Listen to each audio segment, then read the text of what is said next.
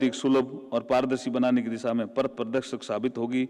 आज इस कार्यक्रम में भाग लेने के लिए ब्रिटेन के जो एलेक्स चौक जो हमारे सेक्रेटरी स्टेट ऑफ जस्टिस है वो भी आए हैं। मैं उनका भी आभार प्रकट करना चाहता हूं। हम सभी सौभाग्यशाली हैं कि हमें इस कार्यक्रम में देश के यशस्वी प्रधानमंत्री आदरणीय नरेंद्र मोदी जी का भी मार्गदर्शन प्राप्त होगा। मैं ज्यादा न कहते हुए अपनी वाणी को यहीं विराम देता हूं। सभी का बहुत बहुत धन्यवाद। जय भारत।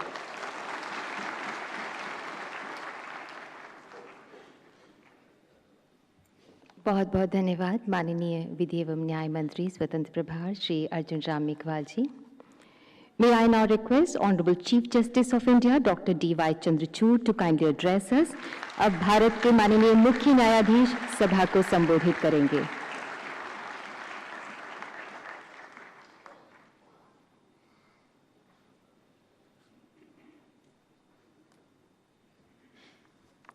नमस्कार।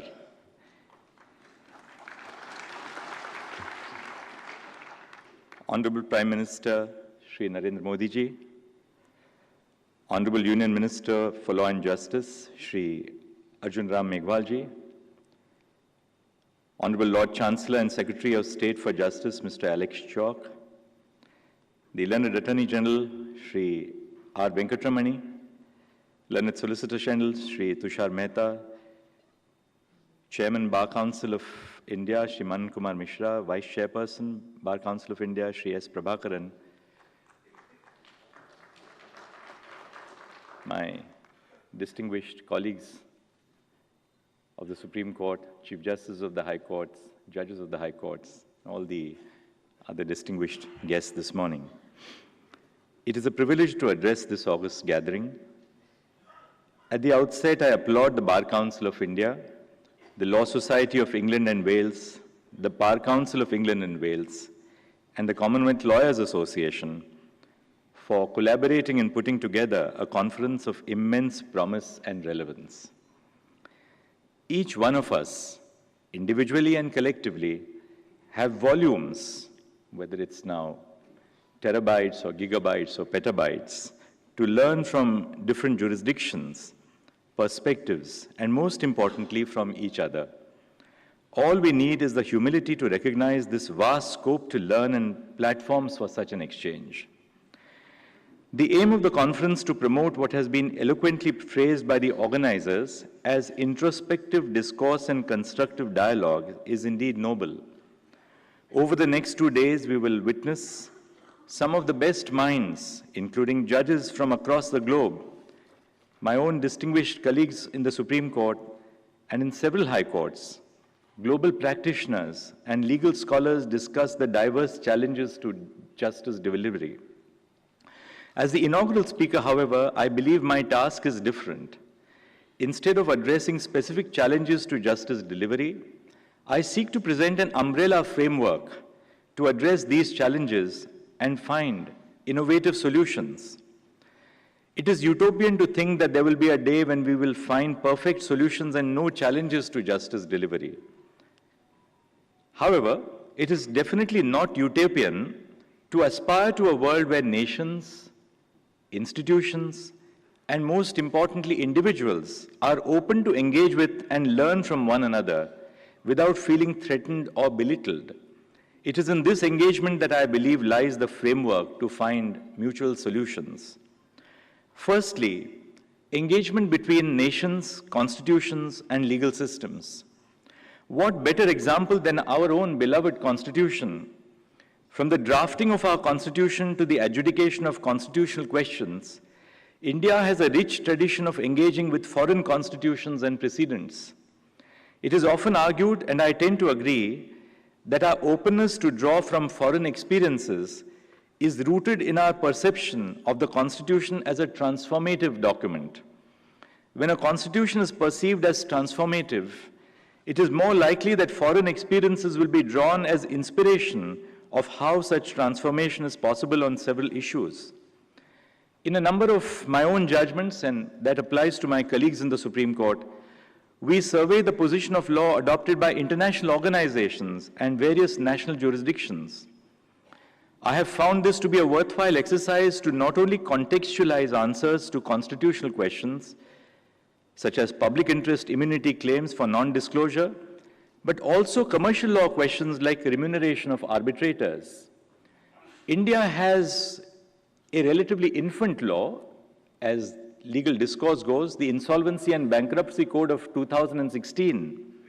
And we have drawn extensively from jurisdictions such as the UK, the US, Australia, Singapore, only to name a few jurisdictions. Knowledge sharing is, of course, a two-way street, with decisions of the Indian Supreme Court being regularly cited and relied upon by foreign courts faced with thorny questions. At the administrative level too, the Indian judiciary must remain receptive to collaborating with various nations. India has played a pivotal role by constructing the Supreme Court buildings in Mauritius and in Bhutan. Recently, I had the privilege of signing an MOU with the Chief Justice of the Supreme Court of Singapore in the field of judicial cooperation.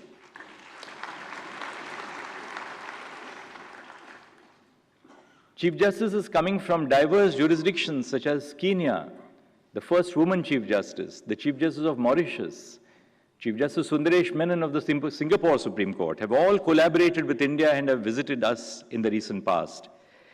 Indeed, nothing explains this push towards engagement across nations better than the slogan for the recently concluded G20 summit, Vasudhaiva Kutumbakam, the world is but one family. Let me dwell briefly on institutions. The next layer of my framework is engagement with institutions within the country. While the Constitution provides for separation of powers between the legislature, the executive, and the judiciary, it also creates a space for institutions to learn from each other and deliver justice. In our tendency to emphasize differences, we often forget the abundant examples of collaboration between institutions to further the interest of justice. This holds true not only in lofty constitutional challenges, but more frequently in the everyday interactions between the courts and government. Back in the 1980s, in the case of Azad Rickshaw Pullers Union versus State of Punjab, the vires of a legislation that mandated rickshaw pullers to be owners of the rickshaws they plied was under challenge before the Supreme Court. Instead of an adversarial approach, the Supreme Court and the government worked together to craft a solution. In his classic flair, a distinguished judge of our court wrote, "The state, by exercising its legislative power alone, could not produce justice until this formula was hammered out. The court, with its process of justice alone, could not produce a viable project. But now justice and power have come together, and hopefully we have fulfilled the words of Blaise Pascal. Justice without power is inefficient. Power without justice may be tyranny. Justice and power must therefore be brought together so that whatever is just may be powerful, and whatever is powerful may be just."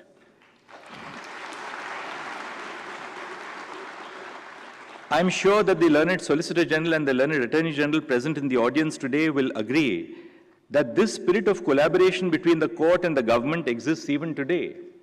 I will give just one example. A Constitution bench of the Supreme Court is presently hearing a challenge pertaining to whether a person holding a driving license to drive a light motor vehicle can drive a commercial vehicle under the Motor Vehicles Act. Instead of viewing the case as an adversarial challenge, the court and the government are collaborating to protect the livelihood of millions of drivers across the country. We may present disparate institutions, and our constitutional structure may place us at different ends of the table, but our ultimate aim is the same: for the nation to progress and prosper. Institutional collaboration is a precursor to solution finding not only while adjudicating judicial questions, but it also plays a significant role in increasing access to justice. The Supreme Court's E-Committee is not working in isolation, but with constant cooperation with other forms of governmental institutions. Just last week, a meeting of the Union Cabinet chaired by the Honorable Prime Minister approved phase 3 of the e-courts project with a financial outlay of over 7,000 crore rupees. Immediately after this function gets over, I'm meeting through to lunch with the entire team of the Department of Justice to now implement the project. The e-courts program, being implemented collectively by the E-Committee, Supreme Court of India, and the Union Ministry of Law and Justice, is a perfect example of institutions collaborating to make justice more accessible, affordable, and transparent. The third aspect, or the third layer, is what we can do as individuals. The third and final layer of my framework is setting aside our differences and engaging as individuals in the service of the nation. When I think of this idea, it reminds me of the heartwarming friendship between one of my idols, Justice Ruth Bader Ginsburg of the US Supreme Court, and her contemporary Justice Antonin Scalia. Many of you would recall the iconic image of these doyens seated on top of an elephant during their visit to Rajasthan in 1994. Despite their divergent judicial philosophies, they shared an enduring bond rooted in their love for opera, mutual respect for each other's intellect, and a commitment to justice. Just like Justice Ginsburg and Justice Scalia, there is often a variety of viewpoint and perspective between my colleagues and on the bench and me. But that is why we are a national court. However, when the day comes to a close, we come together and share moments of camaraderie. This idea of friendship beyond differences may seem light-hearted. However, it plays a pivotal role in fostering mutual respect for each other's perspectives and in acknowledging that there is always something to learn from each other. Only when we recognize the shared intention to deliver justice can we sit on the same table and find solutions. The drafting of the Constitution by the Constituent Assembly is also a classic example of engaging beyond partisan lines. Individuals from different regions of India, diverse backgrounds, and even conflicting ideologies came together to draft the Constitution in one voice. In his last speech before the Constituent Assembly, Dr. B.R. Ambedkar articulately said, "The task of the drafting committee would have been a very difficult one if this Constituent Assembly had been merely a motley crowd, a tessellated pavement without cement, a black stone here and a white stone there, is which each member or each group was a law unto itself." We find the same bipartisan effort, and this is something to which we as citizens of India must be proud, has gone into the passing of the Women's Reservation Bill recently in Parliament.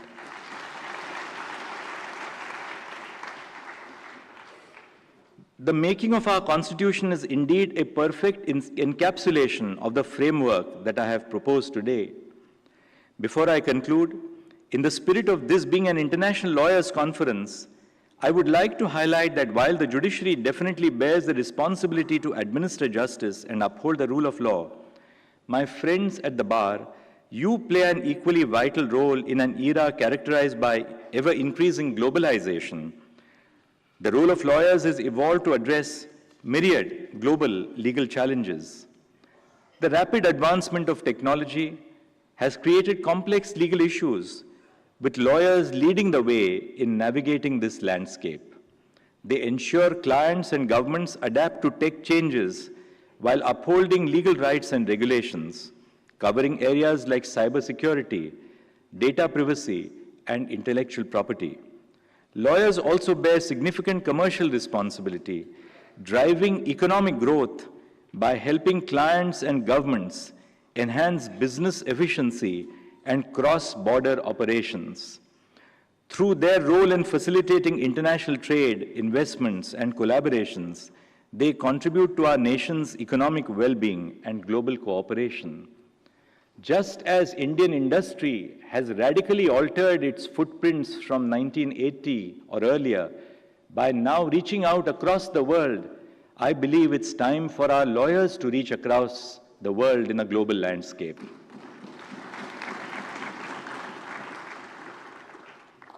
The government is in the process of creating infrastructure. There is a global outreach by the government to the rest of the world. I believe that our legal profession must not be left behind. We cannot look upon ourselves as merely domestic practitioners. Our reach our vision, our outlook must now become global. While none of us have a magic wand to wish away the challenges to justice delivery, I am certain that the sessions lined up over the next 2 days will inspire each of us to collaborate as nations, institutions, and individuals to find innovative solutions. With that, I come to the end of my address. I thank you for your attention. Namaskar.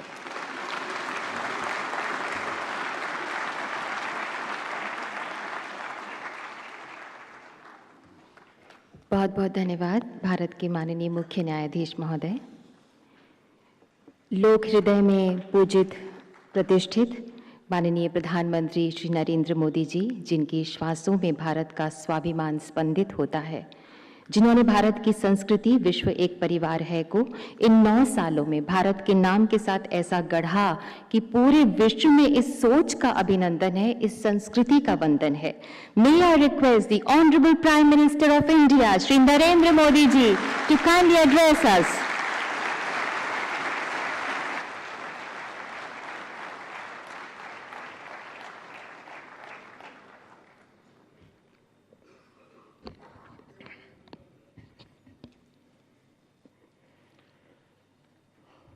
Bharat के मुख्य न्यायाधीश श्रीमान D.Y.. Chandrachud जी, केंद्रीय कानून मंत्री मेरे साथी श्री अर्जुन राम मेघवाल जी, UK के Lord chancellor mister Alex shock, attorney general, solicitor general, supreme court के अन्य सभी माननीय जजिस, बार काउंसिल के चेयरमैन और सदस्य, विभिन्न देशों से आए हुए प्रतिनिधिगण, राज्यों से आए प्रतिनिधिगण, देवी और सज्जनों, दुनिया भर की लीगल फ्रेटर्निटी के दिग्गज लोगों को मिलना, उनके दर्शन करना, ये मेरे लिए एक सुखद अनुभव है।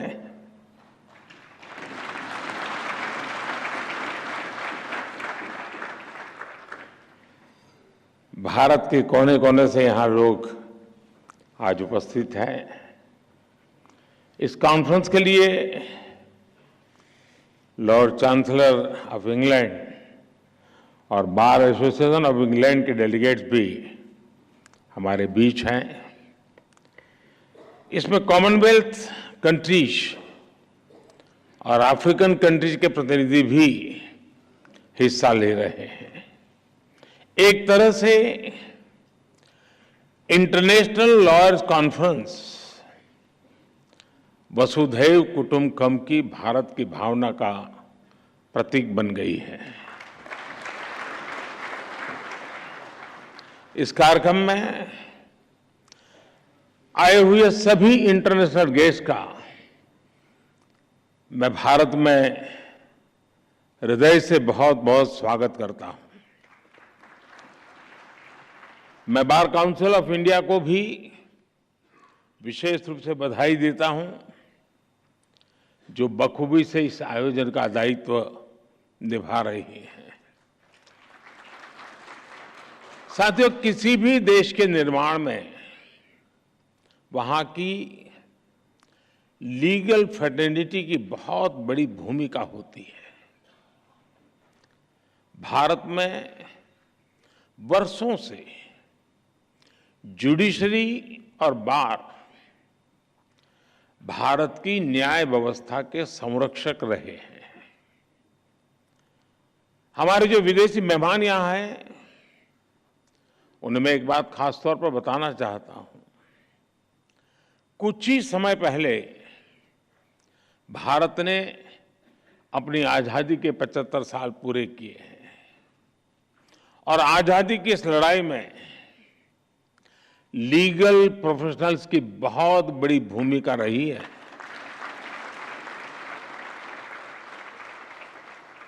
आजादी की लड़ाई में अनेकों वकीलों ने चलती हुई वकालत छोड़ करके राष्ट्रीय आंदोलन का रास्ता चुना था।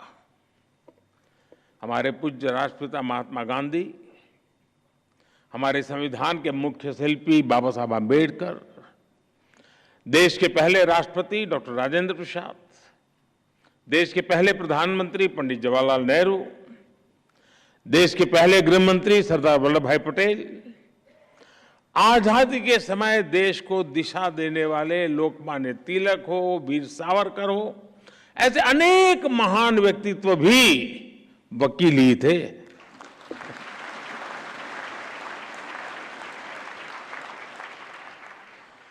यानी लीगल प्रोफेशनल्स के अनुभव के ने आजाद भारत की नींव को मजबूत करने का काम किया।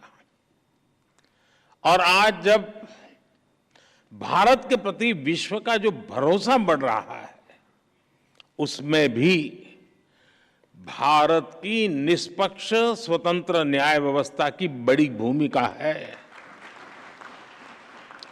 आज ये कॉन्फ्रेंस एक ऐसे समय हो रही है जब भारत कई ऐतिहासिक निर्णयों का साक्षी बना है।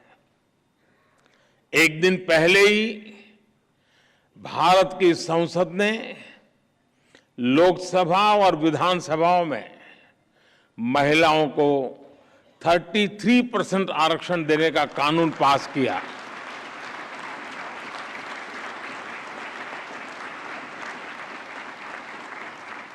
नारी शक्ति वंदन कानून भारत में विमेन लेड डेवलपमेंट की नई दिशा देगा, नई ऊर्जा देगा।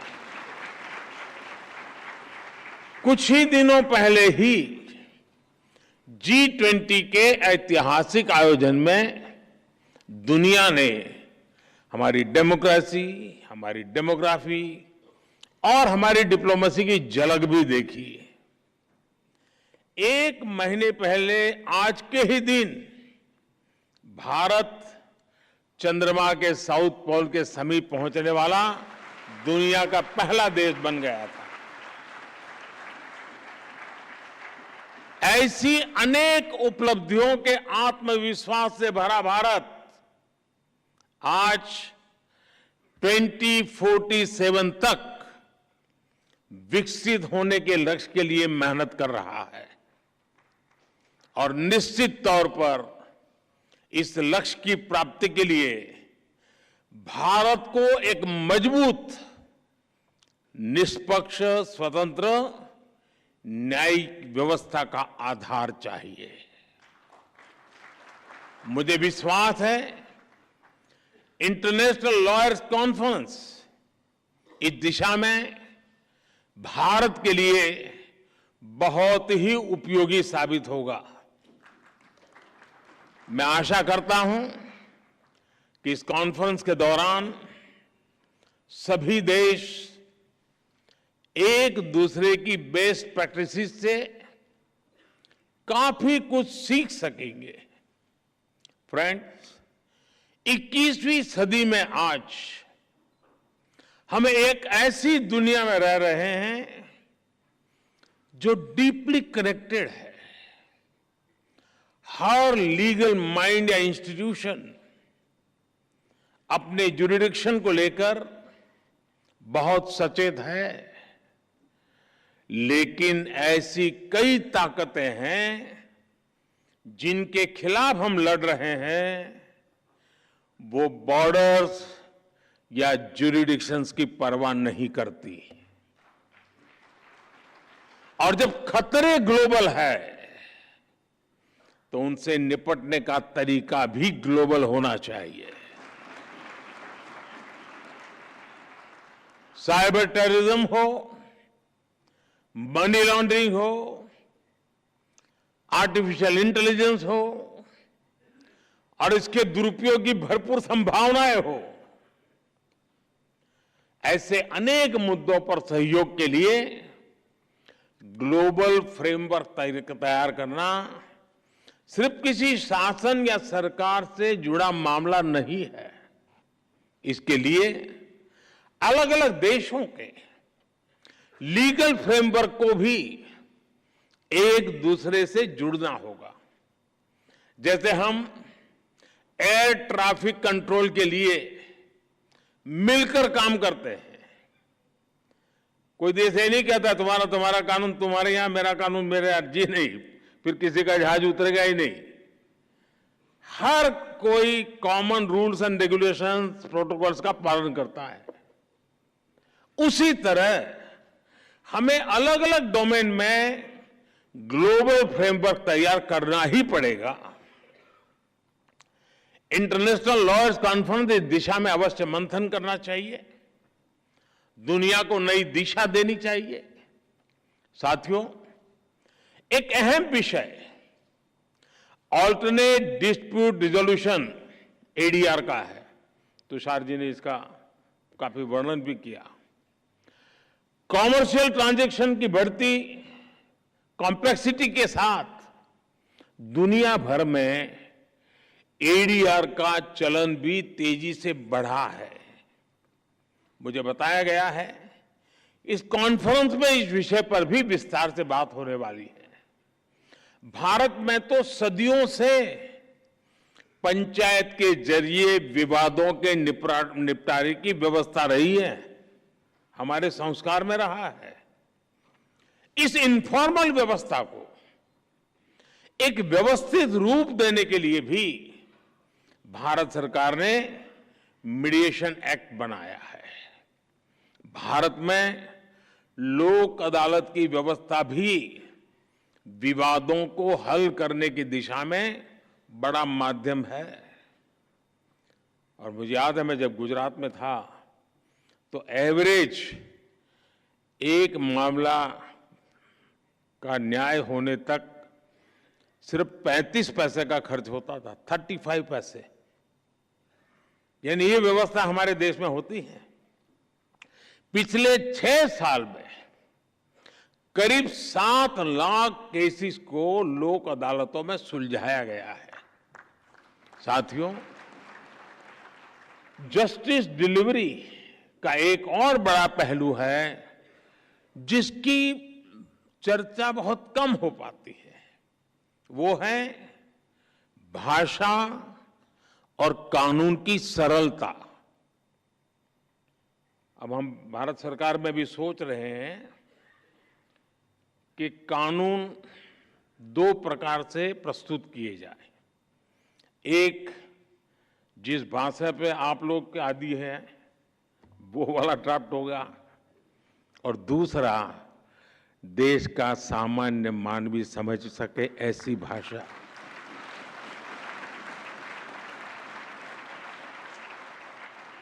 उसको कानून भी अपना लगना चाहिए।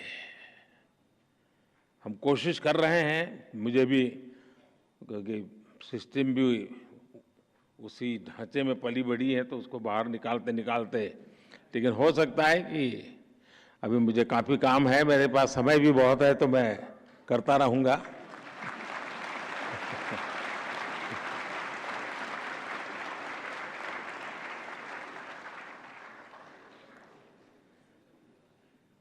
कानून किस भाषा में लिखे जा रहे हैं, अदालती कार्यवाही की भाषा में हो रही है, ये बात न्याय सुनिश्चित कराने में बहुत बड़ी भूमिका निभाती है। पहले किसी भी लॉ के ड्राफ्टिंग बहुत कॉम्प्लेक्स होती थी। सरकार के तौर पर अब हम भारत में नए कानून, जैसा मैंने आपको कहा, 2 प्रकार से, और जितना ज्यादा हम सरल बना सके और हो सके उतना भारतीय भाषाओं में उपलब्ध करा सके, उस दिशा में हम बहुत सिंसियरली प्रयास कर रहे हैं। डेटा प्रोटेक्शन लॉ आपने देखा होगा, उसमें ये सिंप्लीफिकेशन का हमने एक पहली शुरुआत की है, और मैं पक्का मानता हूं कि सामान्य व्यक्ति को उस परिभाषा से सुविधा रहेगी। भारत की न्याय व्यवस्था में मैं समझता हूं ये एक बहुत बड़ा परिवर्तन हुआ है, और मैं चंद्रचूड़ जी का पब्लिकली मैंने एक बार अभिनंदन किया था, क्योंकि उन्होंने कहा कि अब कोर्ट जजमेंट का ऑपरेटिव पार्ट जो लिटिगेंट है उसकी भाषा में हम उपलब्ध कराएंगे। देखिए, इतने से काम में 75 साल लग गए, और ऐसे के लिए, इसके लिए भी मुझे आना पड़ा।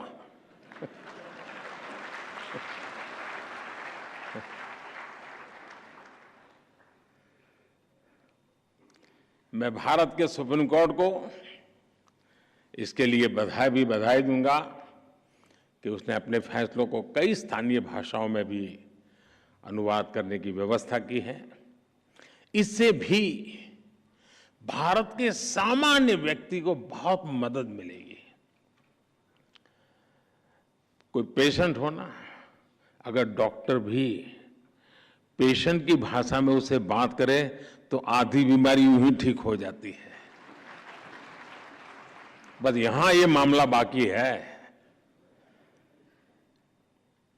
साथियों, हम टेक्नोलॉजी से, रिफॉर्म से, न्यू जुडिशियल प्रैक्टिसेस से कानूनी प्रक्रिया को कैसे और अच्छा कर सकते हैं, इस पर निरंतर काम होना चाहिए। टेक्नोलॉजी एडवांसमेंट ने जुडिशरी सिस्टम के सामने बड़े एवेन्यूज बना दिए हैं। थोड़े से टेक्नोलॉजिकल एडवांसमेंट ने ही हमारे ट्रेड, इन्वेस्टमेंट और कॉमर्स सेक्टर को बहुत बड़ा बूम दिया है। ऐसे में लीगल प्रोफेशनल से जुड़े लोगों को भी इस टेक्नोलॉजिकल रिफॉर्म से ज्यादा जुड़ना होगा। मैं आशा करता हूं कि इंटरनेशनल लॉयर्स कॉन्फ्रेंस न्यायिक व्यवस्थाओं के प्रति पूरी दुनिया का विश्वास बढ़ाने में सहायक सिद्ध होगी। मैं इस आयोजन से जुड़े हर व्यक्ति को इस सफल कार्यक्रम के लिए अपनी ढेर सारी शुभकामनाएं देता हूं। बहुत बहुत धन्यवाद।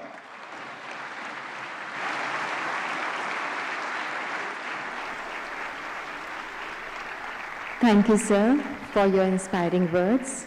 आपकी अति गरिमामय उपस्थिति तथा प्रेरणा से भरे हुए संबोधन के लिए आपका हृदय से आभार माननीय प्रधानमंत्री जी। Thank you the honourable chief justice of India for your gracious presence. माननीय विधि एवं न्याय मंत्री स्वतंत्र प्रभार, आपका भी धन्यवाद पधारने के लिए। आई thank all the esteemed dignitaries on the desk for their presence.